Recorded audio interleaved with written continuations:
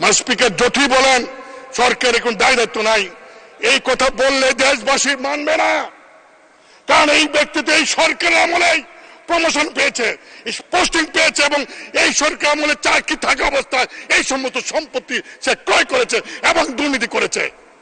হাতে লেখা সবুজ পাসপোর্ট নবায়ন করতে যান, যেটা নাকি সাধারণ পাবলিকের জন্য, সরকারি কর্মচারীদের জন্য কিন্তু নীল পাসপোর্ট, এবং তিনি সেটা নবায়ন করেন।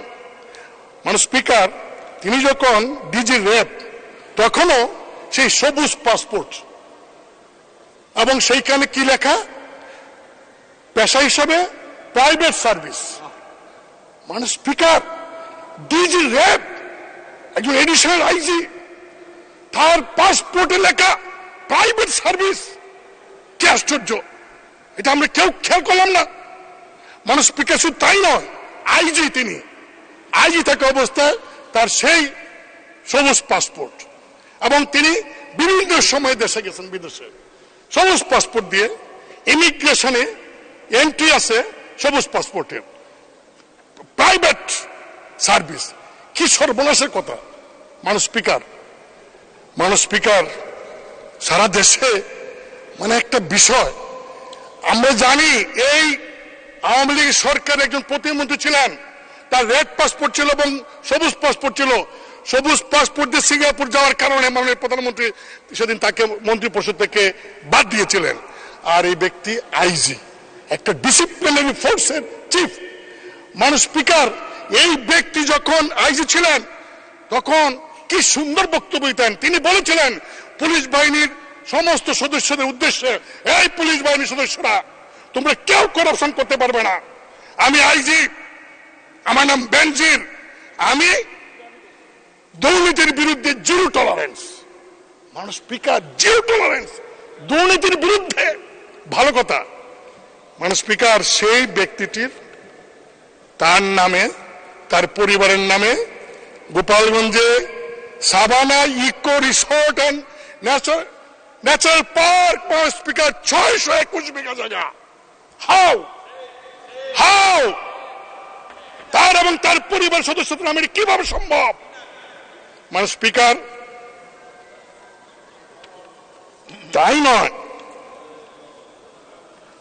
তিনি যখন ডিজি র্যাব, মহানগরের ডিএমপি কমিশনার এবং আইজি, এই সময়ের মধ্যে তিনি কিন্তু এই সম্পত্তির মালিক হয়েছেন। রিটায়ারমেন্টের পরে গিয়ে যে তার পৈতৃক ব্যবসা থাকে, মালিক হন, আফসোস ছিল না, কিন্তু ওই চাকরি করে কালীন তিনি এই সম্পত্তির মালিক হয়েছেন। মানুষ স্পিকার, কি সম্পত্তি, আমার একটু সময় লাগবে, আমি কারণ এগুলি বলছি এই কারণে। মানুষ স্পিকার, যে সারা দেশে এই ব্যক্তির কারণে ক্ষমতাসীন দলের এত কাজ করার পরেও আজকে প্রশ্নের মুখে এসে দাঁড়িয়েছে।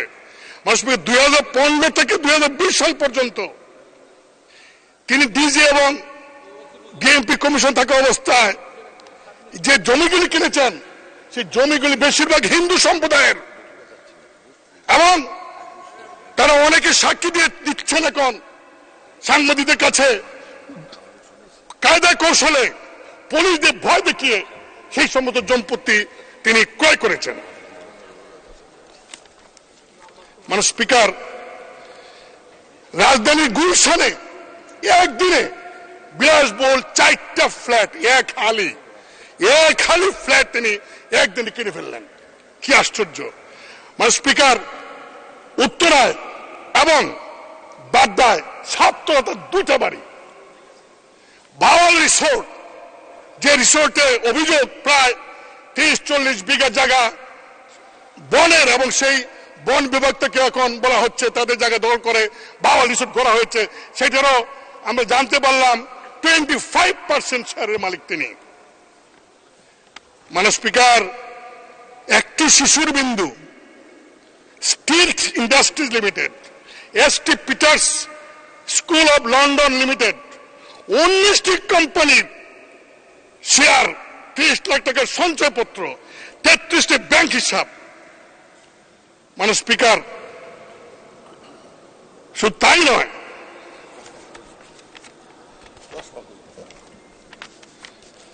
ঠাকুরগাঁও সদরে 50 বিঘা জায়গা তার এবং তার ফ্যামিলির নামে, জলঢাকা নীলফামারী 50 বিঘা জায়গা, নীলফামারী কিশোর সদর 50 বিঘা জায়গা, বান্দরবান সদর এবং লামা উপজেলায় 250 বিঘা তার নামে।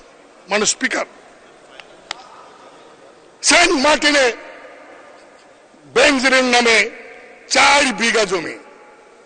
মানে স্পিকার, ইন্দ্রাণী বিচে কক্সবাজার 2 বিঘা 3 মেয়ের নামে, রাজৌর উপজেলায় জিসান মির্জার নামে তার স্ত্রীর 273 বিঘা জমি, গাজীপুরে 200 বিঘা জমি।